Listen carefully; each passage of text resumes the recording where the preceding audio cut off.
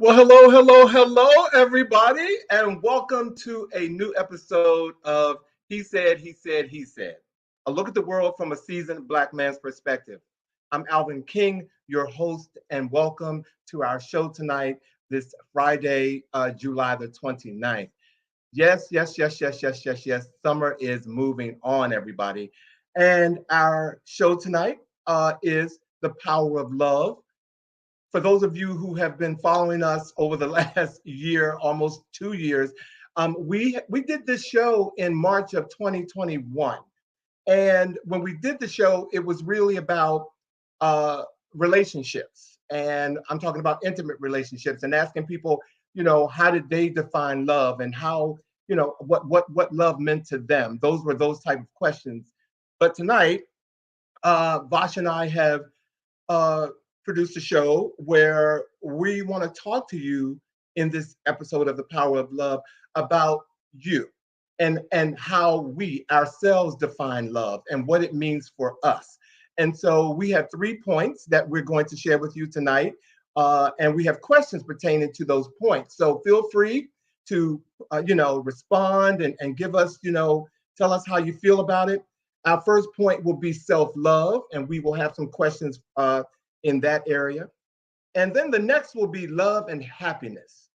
You know, that's very important because a lot of us love what we do, but are we really happy doing it?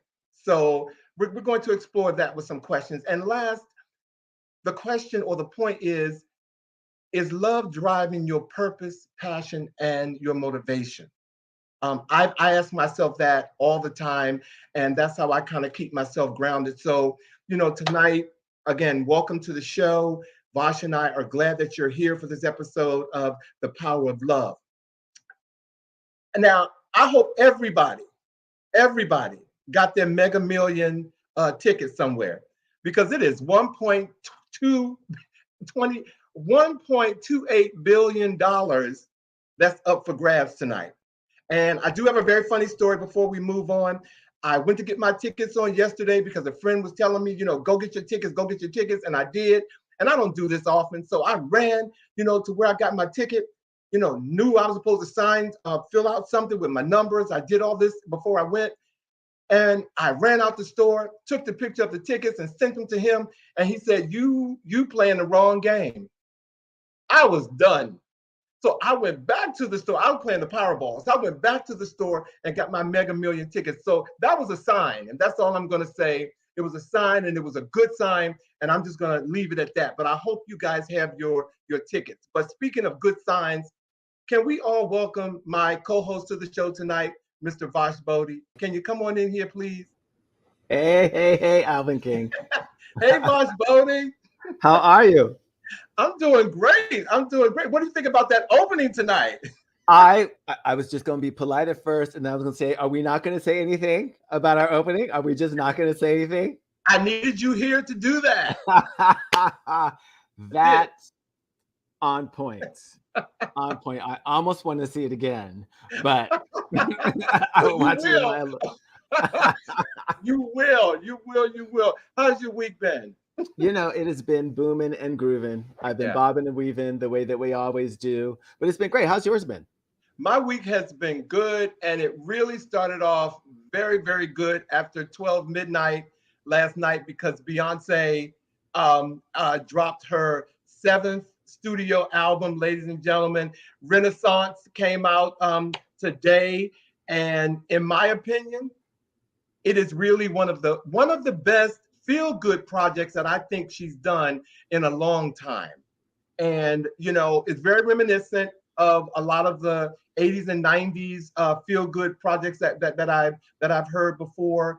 And the closest of what I could say is current projects that have been out there the last year and a half is Bruno Mars and Silk Sonic. That whole feel-good vibe, that kind of grooving, but it takes you back and gives you an opportunity to kind of feel good about yourself. So I'm putting her in that category. And like Dua Lipa did an album that was all about everything that you said. I mean, I think she described her own album in that way. Like, it's taking you back. It's a little reflective. It's inspired by 70s, 80s, and music. So maybe that's on trend. Well, it's definitely for her. I mean, I would say for Beyonce now, I know there's been a lot of talk out there about her sampling different people's music, but I'm going to give her kudos again because a lot of people don't even know some of these people who she has sampled, whose work she's sampled, like drag queen legend Kevin Ambiance. For people who don't even know who Kevin Ambiance is, Funky Green Dolls, I'm fired up. Robin S., Donna Summers, and then she's working with people like Big Frida, and even trans activist and social media goddess T.S. Madison. Okay, and I mean, I think she's embracing a lot of things that we're going to feel good about as she moves her way to pick up her Grammys next year. Okay. You like it like that? Okay. I like it like that. I'm that music guy that if after like 30 seconds, if you're not doing something for me, it's trash. I'm not going to listen to it. Right. But she has 4 cuts in particular. Of course, You Can't Break My Soul. It was first. But Church Girl, Cuff It, and Summer Renaissance is like my favorite because she pays homage to my girl Donna Summer. I can't wait till that video come out. Okay, I know that that's going to be some ish. So I'm looking forward to that. Yeah. So overall, I'm giving it an 8. All right, right on. I'm definitely giving it an 8. So who's in here tonight, Vash? Well, we have Rose. Hi, Rose. It's always good to see you. Hi, Rose. Sean. Beverly is a new name. Do you know Beverly? I don't know Beverly, but Beverly, welcome to the show. Thank you for being here tonight. Beverly, tell us how you found the show. We'd love to know how you came to be a part of our family. Yes, please. You can respond. If she's on here, Beverly can respond. Is that correct? Absolutely. We already have an M. We don't know what else was coming, but we love the M. Oh, wait a minute. And Blue is here. Some of your responses do come in, but there may be a little delay. So if we see them, we're definitely going to give you a shout out. Blue says she's using her music to speak her truth without saying a word. Now, I know that there's a little controversy. Yes. With Khalees? Yes. She's not happy that her music was sampled without her being informed. Now, I don't want any smoke from anybody who's all up in the beehive. But they'll get over it. Miss Thing is notorious for heavily borrowing and being inspired by other artists. So it's not surprising that she sampled all these other people, especially Kalis, without letting her know. I don't know if that's standard within the industry. You sample them until they take you to court and then you pay them some money. Is that how it goes? It is kind of strange me thinking about Beyonce sitting in court. I'm just, I really can't grapple with that, but I know that there is also a possibility. But and I said Khalees and you said Kalis. She also talked on her Twitter feed about how Pharrell, what do you call it? Outsmarted her or took her money. So she talked about that also in regards to Beyonce sampling her music. This happened a couple of years ago where she, was trying to sue Pharrell or take him to court or whatever. But, hey, girl, if you got a case, go after Beyonce. Look, I mean, I think even Blue said it's the new standard. I mean, you sample someone's music, they then come after you, and then what happens is they just pay them part of the royalties. They don't even fight it. Because I know Dua Lipa's song, what was it? You're my starlight, levitating. I haven't heard that, but you know what? But it sounds good coming from you, so I might have to look at it.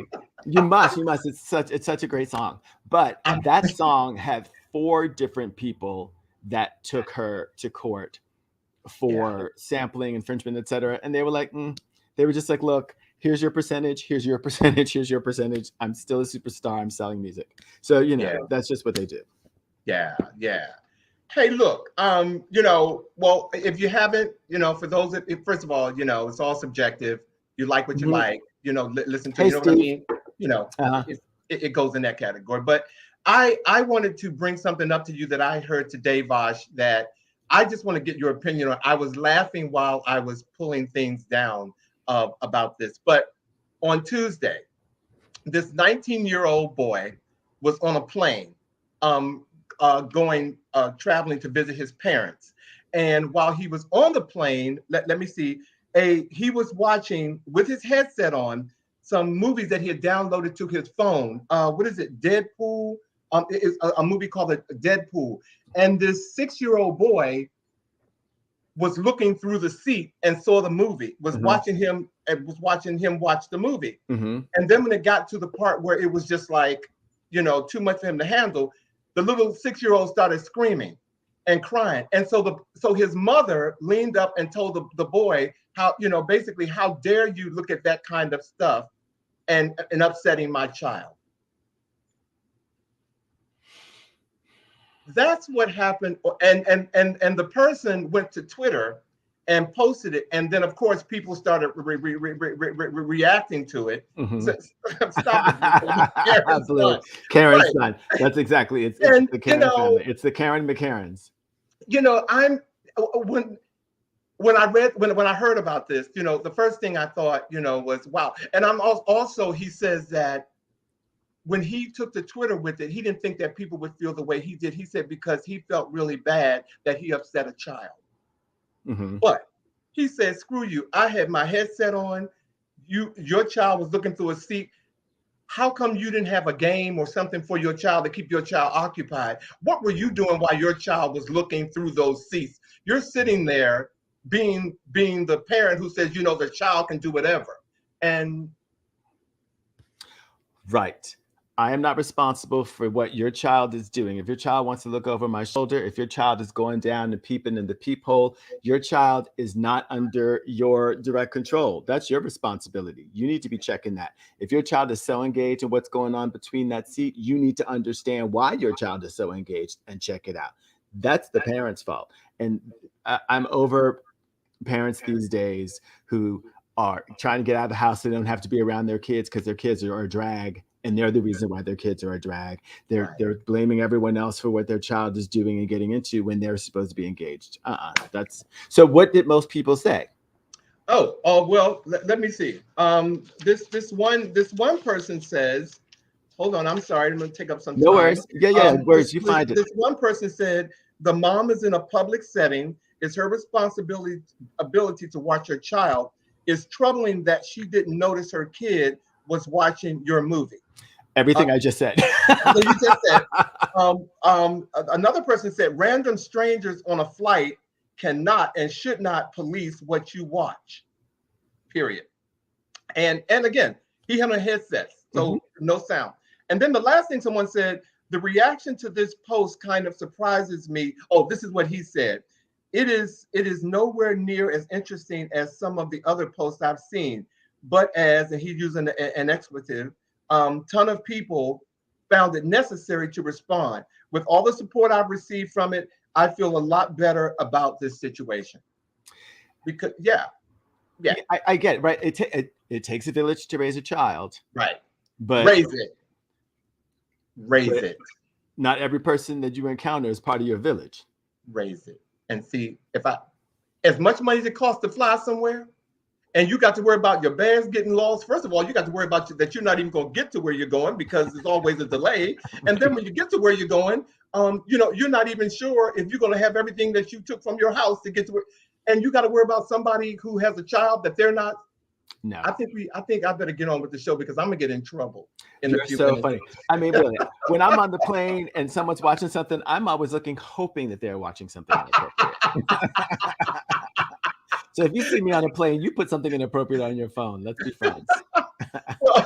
Well, let's get on with the show. Thank you, Vash, for indulging me in that. And ladies and gentlemen, let me reiterate tonight's show, The Power of Love. We are talking about how love affects us, ourselves. And Vash and I put together some questions. Even though we're talking, please feel free to chime in and let us know how you feel. So again, the first point is, practicing or talking about self-love.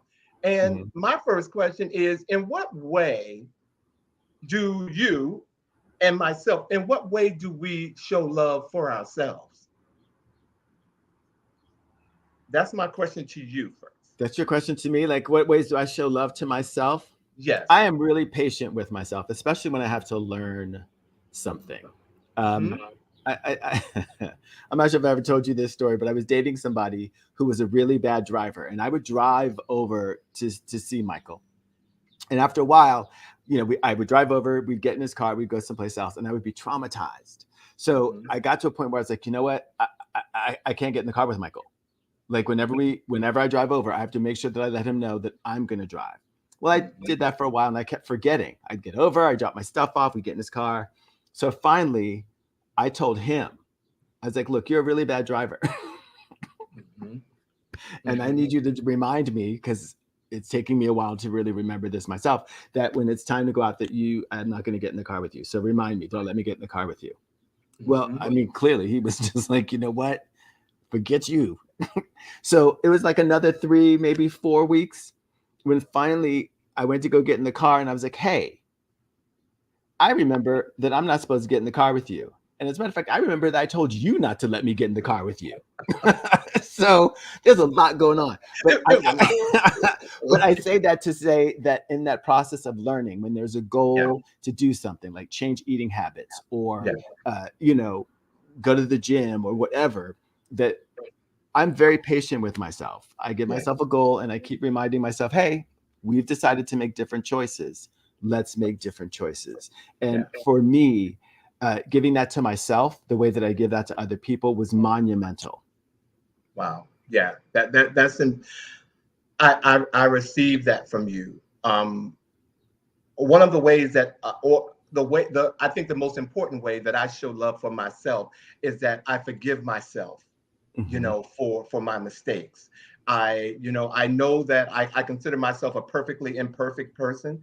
So I always find, even when I think that, let's say I owe someone an apology for something, I forgive myself first for doing it. And then, depending on what I'm apologizing for, I spend time with how I'm going to, apologize to that person. But I do forgive myself before I do it. I spend, when I have to, I make sure that I spend time forgiving myself, because you can get lost and not do that.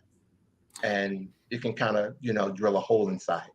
How do you, like, what's your process? Because that can be difficult to get to a place where you forgive yourself.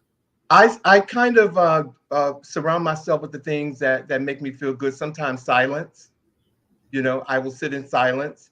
I will also listen to certain music that helps me to think about that and stay present while I'm doing it.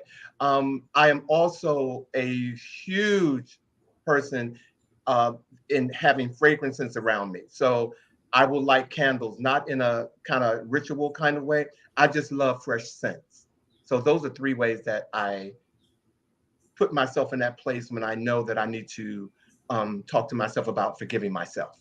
And that's how I show that self love to myself, so that I can move forward. Well, what about when that replay comes up?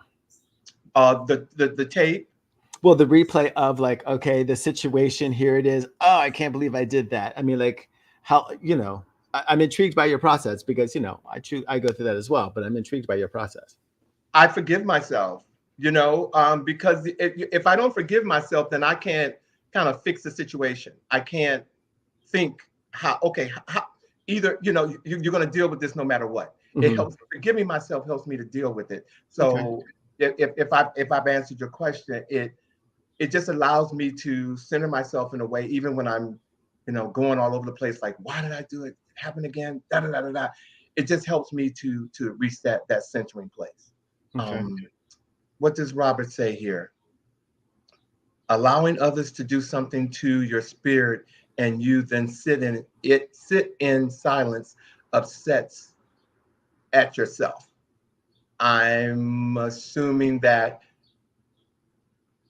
holding it in, what I've just interpreted, what I'm sorry, Robert, if I didn't get this right. You shouldn't hold things in.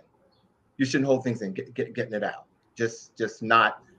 just not getting it out. And I called a friend today to say I need to have a conversation with you because there's an elephant in the room and we're going around it. Mm-hmm. And I'm tired because you mean a lot to me. And Mm-hmm. so yeah, so that's another way of, again, me taking responsibility for something that I've done.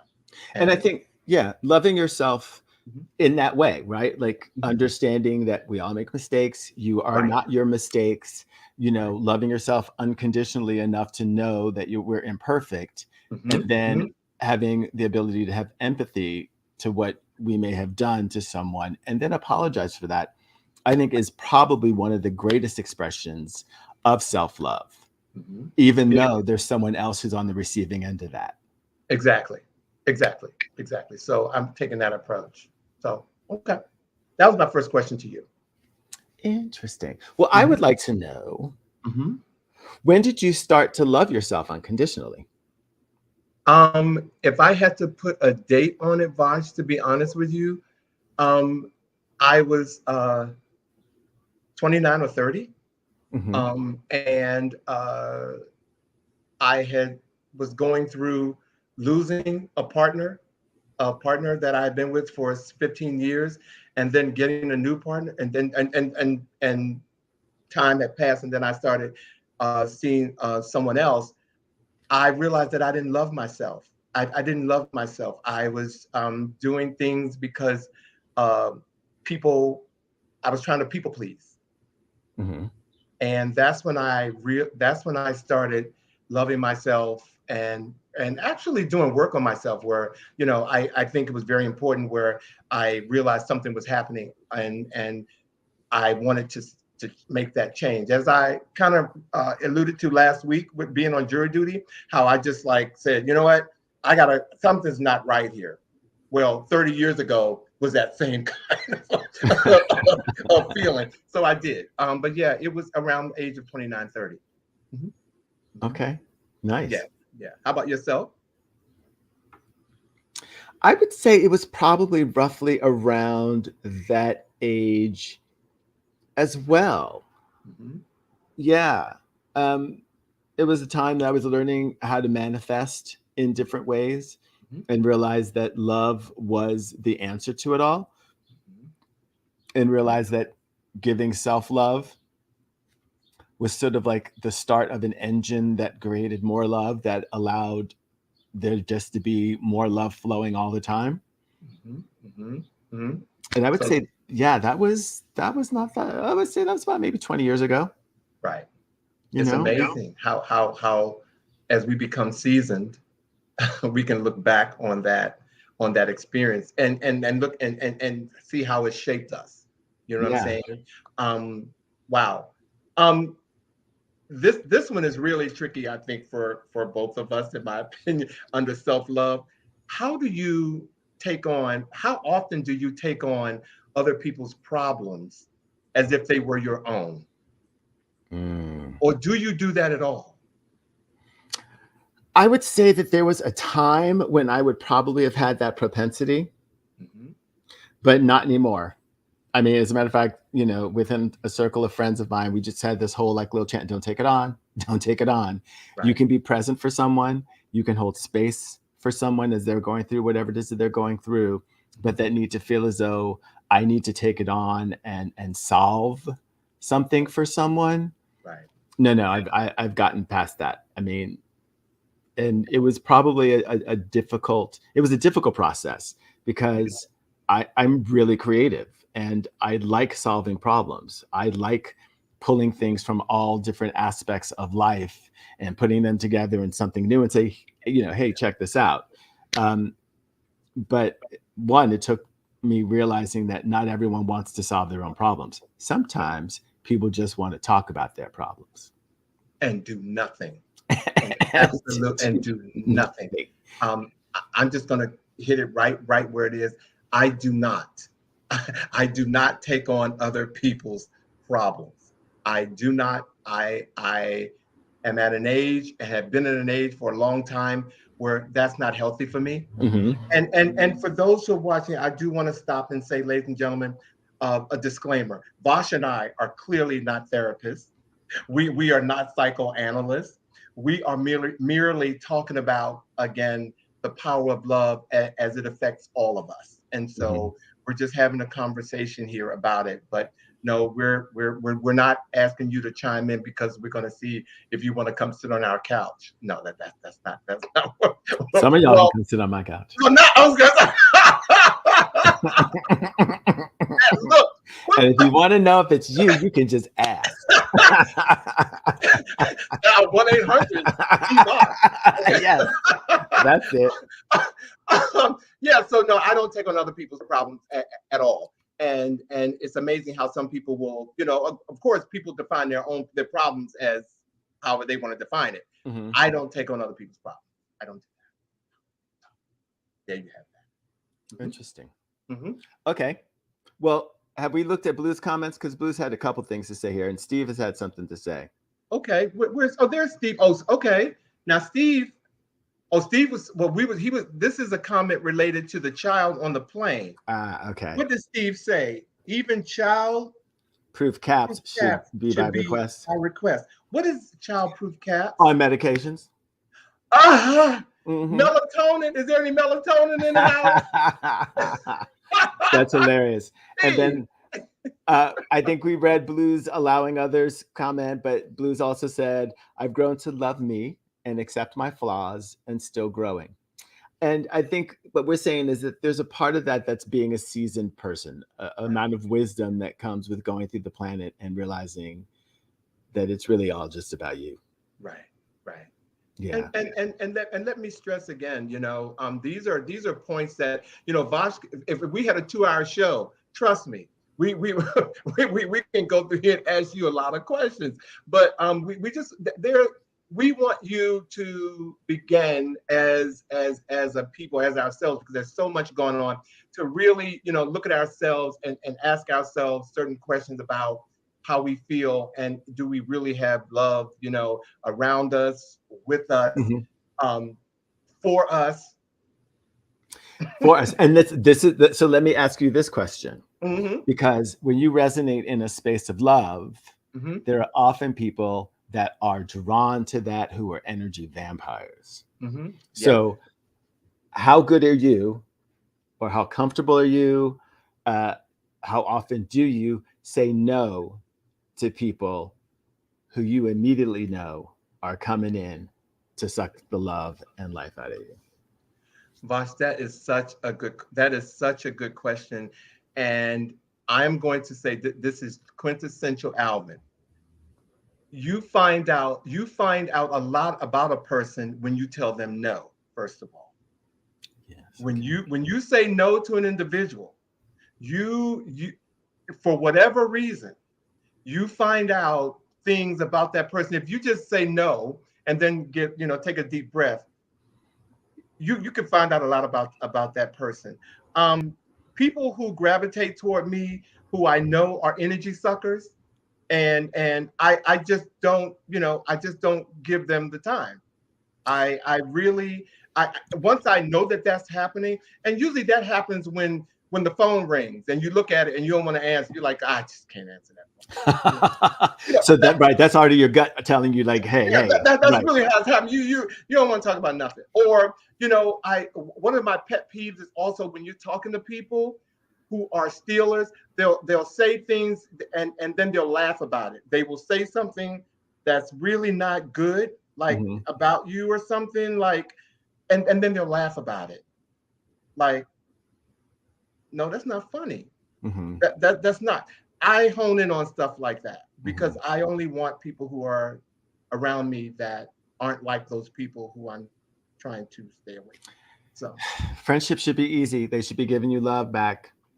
So, like, what's it like when you say, like, saying no to someone? Like, what do you mean? Like, what would be something that you would say no to someone about? Does that make sense? I think when you say no to someone about something, I think that if they don't follow up with, well, why do you feel that way? Versus, well, you said it like that, like it couldn't be possible that you could say no to them. Again, flag or whatever, number one. Like them So coming in feeling so entitled that they should be able to get whatever it is that they ask of you. exactly, Mhm. exactly. And I like you. I'm asked to do things a lot, and I will do it. I will go the full yard. But because I love myself and I know how time is of the essence for me, and I'm not going to work with people who are not working themselves, work as well. And saying no comes very easy to me. Interesting. Very easy. So yeah. So thank you, Vash. So we're going to move into our second point, which is love versus happiness. Hmm. And as I said in when I opened the show, a lot of us are we love a lot of what we do, but are we really happy doing it? And so that's a question for me that this is a segment for me that I go through, that it has filtered into even my personal life. Yeah, I love doing it, but am I really happy doing it? Okay. And sometimes, for the wrong reasons, you kind of love it, but it doesn't make you happy. So Give my me an question. example on that. Huh? Give me an example of that. um like, for example, I'm going to say i love I love a clean house. My house, I am such a stickler about my house, and I just love cleaning. Now, am I happy doing it? No. The older I get, the more I talk about getting a housekeeper. You know what Right. I'm saying? Uh-huh. I'm just at that place where I love a clean house, but I'm not happy doing it. Okay. No, no, no. So yeah, that's an example. How about you?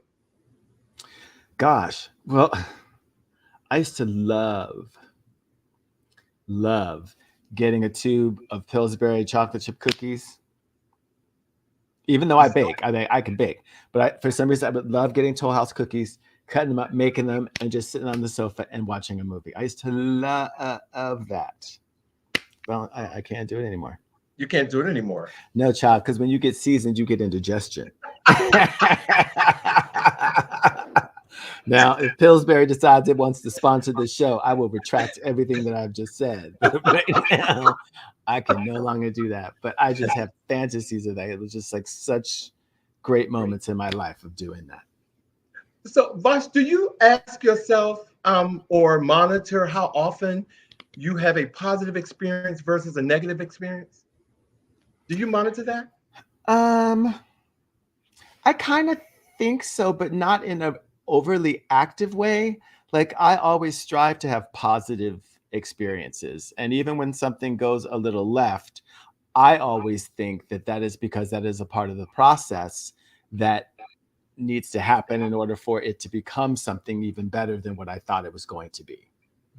Mm-hmm. Does that make any sense? It So I does. don't It does. so I don't necessarily see them as being negative as much as they are part of the experience, because rarely does anything start out the way that you wanted and go on a straight line trajectory to where you expect it to go. Okay. Okay. So in that regard, I tend to not see things as necessarily being negative.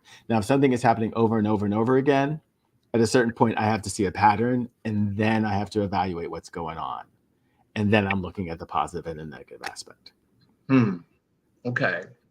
Okay. See, under this, we're talking about love versus happiness and Mm-hmm. positive experience versus negative experience. Mm-hmm. I journal. I have been journaling for years. And so for at least 40 years, I write down my positive and my negative experiences all the time. Okay. And some of them can be large, some of them can be small. Personally, I have a positive and negative in my journal about my relationship with you. You know what I'm saying? And I've grown. I've grown from it. It's. But I think the healthy part of that, again, the human side of all that is we all do things that or have situations that are not always positive, not always negative. but you should understand what they are because it helps you set boundaries also. What are you telling me about our relationship? That I need to stay in my damn lane. Okay. There are some lanes I need to stay in and stay out.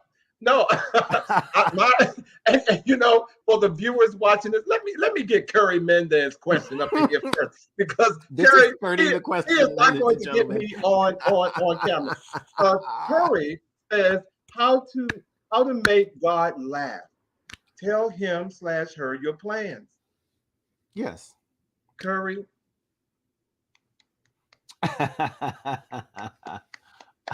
I appreciate that. I receive that. Thank you. But for But me, the sort of thought behind that is that in order to achieve the things that you want to achieve, often it means you growing. right. Right? If you have a plan for something, it usually means that there's a journey involved. You have to grow, and that process of change is always going to be a little uh, weird. So, yes, I agree, and yes. So back to your no, we can go No, into you another go ahead because I was going to say no. Totally meant that out of love. I mean that again, being human and not being in like an awkward space or anything like that. Child, look, You know what I'm saying? I think yes, I do. my boundaries when it comes to you. And granted, for everyone watching for the first time, I've never laid eyes on this person physically. I have no idea. This we have a screen. He said relationship. But I talk to him more than I talk to family members sometimes. So Yes, yeah. So yeah, I've learned a lot from you. But again, my boundaries are set, and I love it. I don't think you can have a healthy relationship unless you have boundaries and you know what the boundaries are. You cannot. So yes, and I think that is absolutely 100% healthy. mm-hmm. So because I got loads of questions I want to ask you, but I'm going to let you go ahead because there's one here that I really want to ask you so bad. And while I'm asking him, ladies and gentlemen, please believe me, I'm asking you too because you all need to relate to some of these questions that you need to ask yourself. So yeah. Well, how important is your own happiness? Oh God, oh God, it is numero uno. Uno, it is essential. It is critical. It is like top of the line must do. My happiness has to be first. I have to be happy. And even when I'm down, I have to be happy. And a lot of people don't see it, but even when I'm ready to chop your head off, I'm happy. Well, I would be happy to chop someone's head off. No. Happiness is essential, and so it is very important to answer your question. Very, very important because it helps me to actually, exercise some compassion and just stand in a place where again I can think rationally, even when I'm evil or I'm angry. So it's very important. Mm-hmm. Interesting. How about you? It's very important. My happiness is very important. I'm usually able to find happiness, again, even in the journey that is less than joyful, usually. And I think that I might be growing and changing in these years to shorten that distance between not being happy and being back at being happy. I've had to understand when something is pulling at me out of my happiness, whether it be situation, person, environment, etc., and then trying to put myself back into a place where my guard can relax. I don't have to worry about protecting myself and just get to be. And as I've made more of that decision, I've found myself in environments where I feel valued more. I'm given the freedom to just sort of be, and I don't feel as though I have to try as hard. And that's a very, very powerful place to be, to just sort of recognize that. So it's been really powerful. Curry said, one of my biggest lessons in love versus happiness, you need to be strong enough to walk away from love when there's a lack of happiness. Look, Curry, I don't know if you're a minister or not, but I'm ready to pass the plate because you need an offering. Curry, I wholeheartedly agree with you. And I think on that first episode, we talked about, or back in March a year ago, to Curry's point, I said one of the things that I realized about love for me was loving someone so much that I didn't I loved them so much that I didn't remember who they were. In that I love them so much that I didn't remember who they were, not forgetting them, but I just didn't, I didn't see all the things that I needed to see about them. And I did not walk away at the time that I saw it. So I hear what you're saying, Curry. I hear what you're saying. Receive. Because you can love someone, truly love someone. But if you're not happy, you can love them in a different way. And you can love a situation from afar. It doesn't have to be an integral part of your existence. Right. But how does that play with you? But are you happy being in that space? Well, that's what I'm saying. Like, you put yourself into a space where you are happy, and that thing that you love, which is what I think Curry is saying, can still exist from a distance. There are people that are that way. Yeah. I love you, but I love you when you're over there. Right. Yeah. That's called a breakup, right? Well, I mean, I guess, or it's an it? evolution of the relationship, because it's not just, I mean, it can be anything. It can be anyone. It doesn't necessarily have to be a lover or a dating situation. It could be anything, but Curry can explain more. I thought love was so rare that I stayed hoping it would get better. Yeah, been there too, Curry. Curry, we might have to have you on the show. That's all I can say. Thank you for joining it. Oh, Bobby said it's also important that you know your worth. That's what this show is all about, Bobby. Mm-hmm. Even when you love someone, if they do not earn that in return, walking away is self-care. Bobby Edwards, thank you so much. Thank you for that. Okay. From a distance. Gary got some musical genes in him too. From a distance. So look, we're going to go to our third point for the sake for timing of the show, and the last point that we wanted to drive home and get some conversation on is love driving your purpose, your passion, and your motivation. And I specifically wanted to talk about this because of what we said earlier. Just because I love something doesn't mean that I'm motivated or passionate about doing it. You know what I'm saying? Sometimes I will do it, but I think for this conversation, I put my purpose first.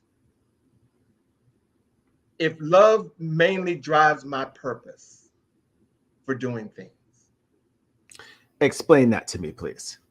Because if I'm going to do it, I will think about the reason why I'm doing it, who I'm doing it for, when it will benefit me. One of the things that I hop on all the time is about your reputation.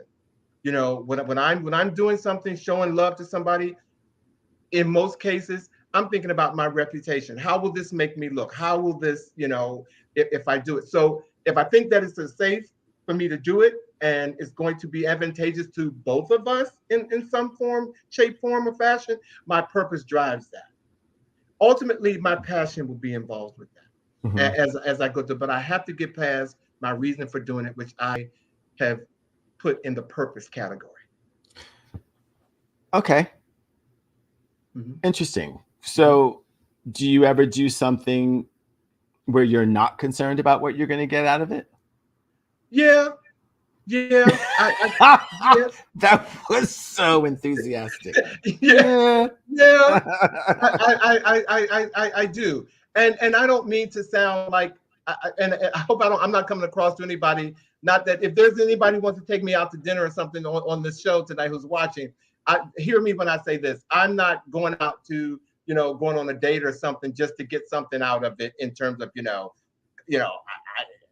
that's not what that's not my character. But there are things that I'll do that I'm just doing it sometimes just to make somebody else feel good. You know what I'm saying? I will, or help somebody. I will do that. You know. Mhm.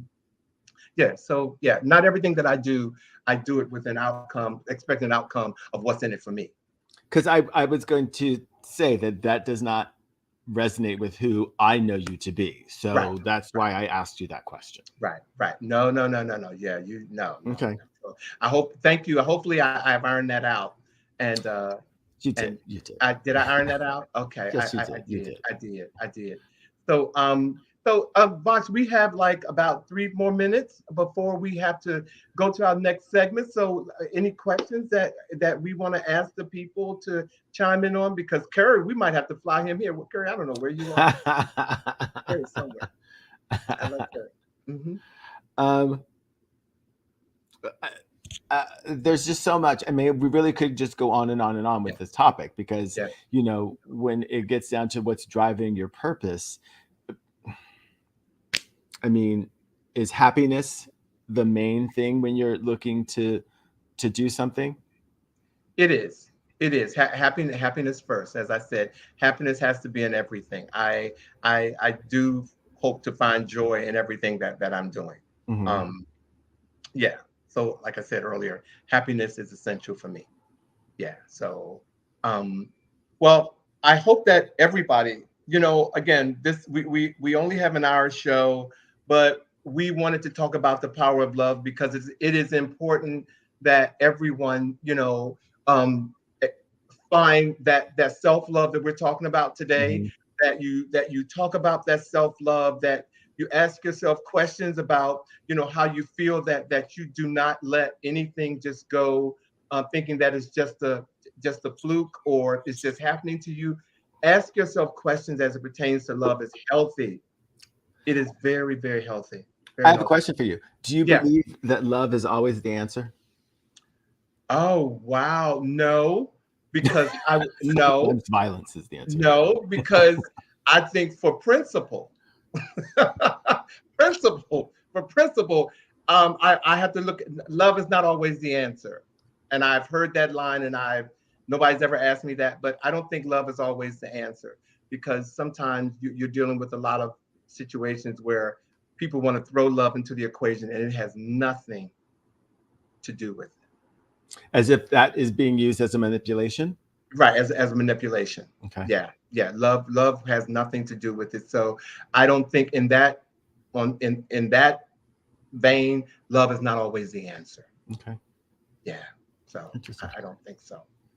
So thank you all. What that Bobby said, at the least fulfillment.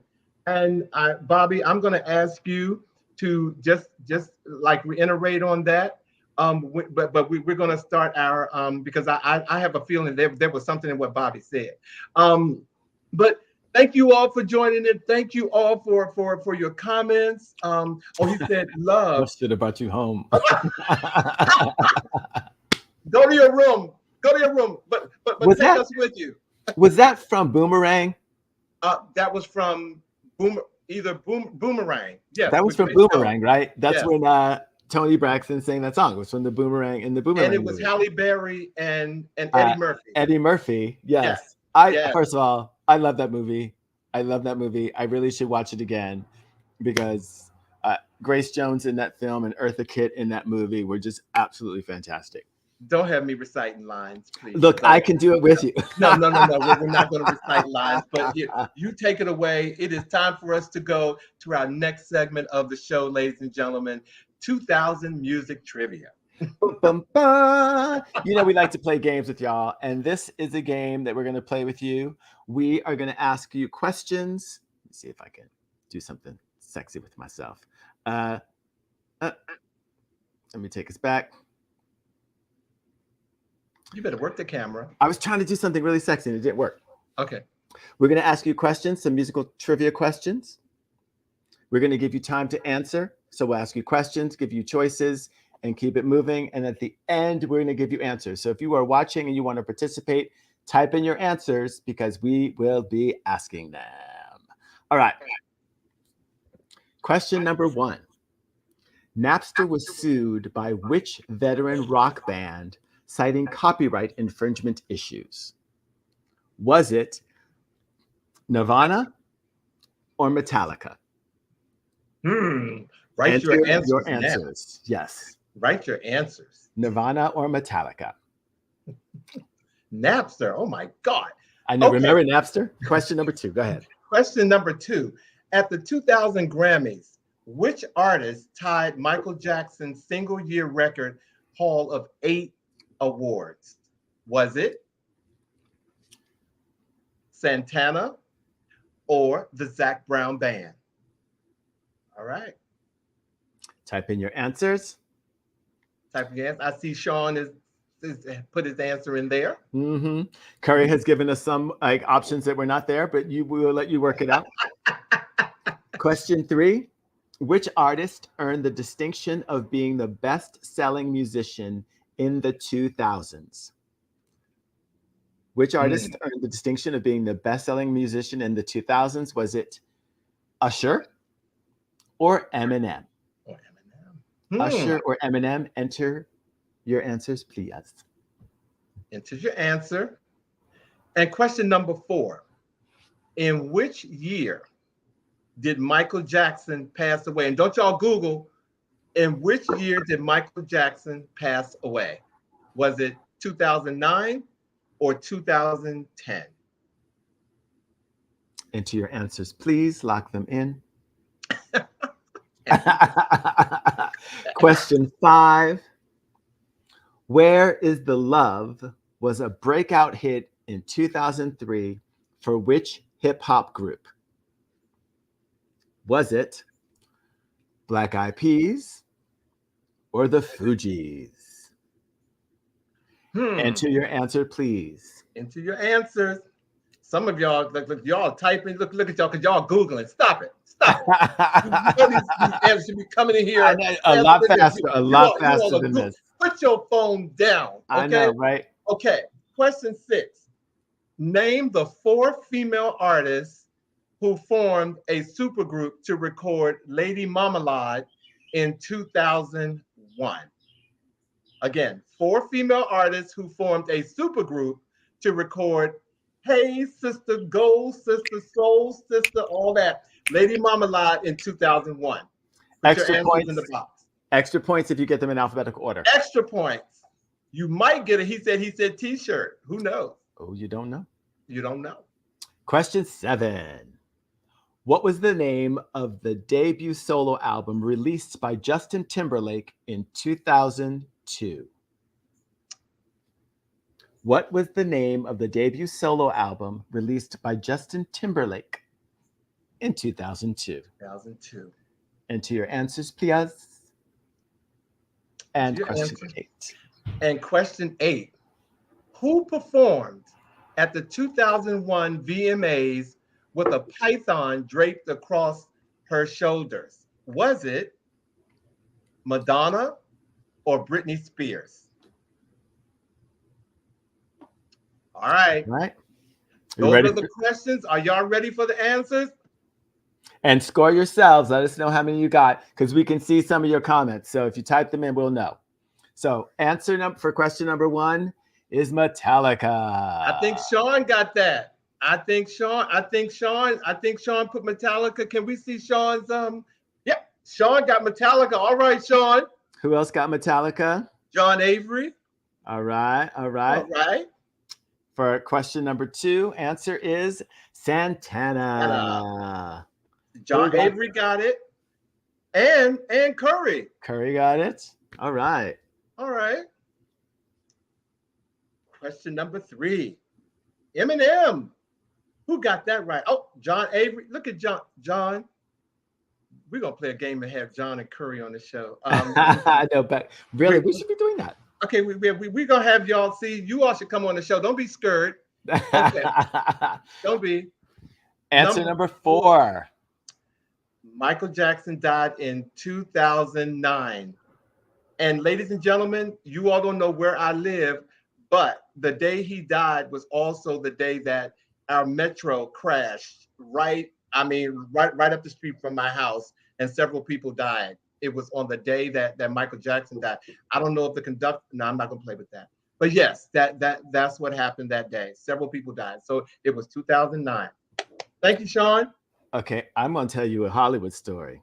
Because the night that Michael Jackson died, I was out with my friend Charlene sitting at this bar. This dude came in and was really upset. We were like, dude, are you all right?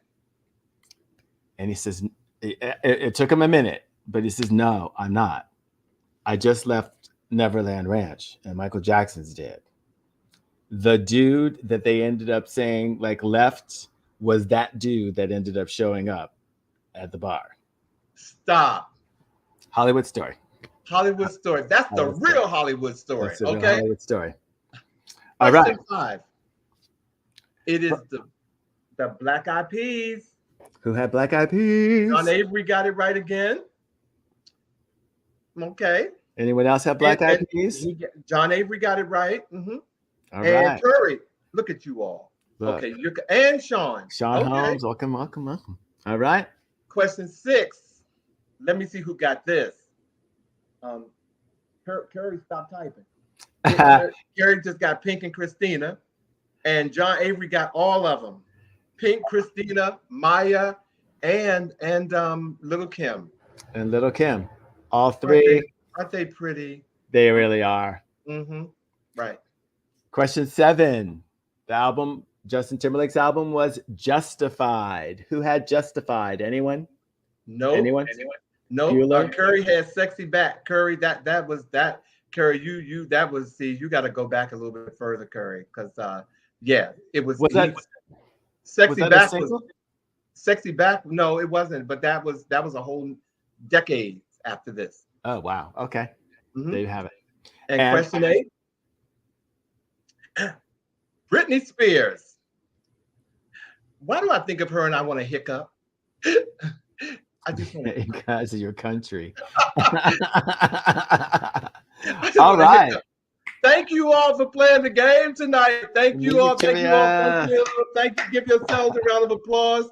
And we have neared the end of the show. As always, it comes up so fast. Vash, thank you so much for indulging me and another week. I so appreciate you, my friend. Thank you so much. Thank you. I appreciate you too. No, I don't care what you write in your journal about me. Okay, I got a lot. You will never see it. Ladies and gentlemen, here are our words of the week. And they're by Aristotle. Knowing yourself is the beginning of all wisdom. Again, knowing yourself is the beginning of all wisdom. And again, that was a quote by Aristotle. Please, ladies and gentlemen, follow us on YouTube, on Instagram, on Facebook. He said live. Follow us. Tell your friends. Join us every Friday. We have special guests that are coming back with us, but I know you love Vash and I, so we love coming in your living room every Friday evening. So, thank you all for doing that. But, we wish you all have a great week, and whatever you do, love yourself doing it. Yes. All right? Because we love you. We love you, and you hold the power. Yes. So thanks again for watching and joining us on this episode of He Said. And until next week, you guys take care, and thank you for watching. He said. With all this madness going on with this shirt and this picture and stuff and all this. It's a lot of passion. It's a lot of passion. See you guys later. Have a good one.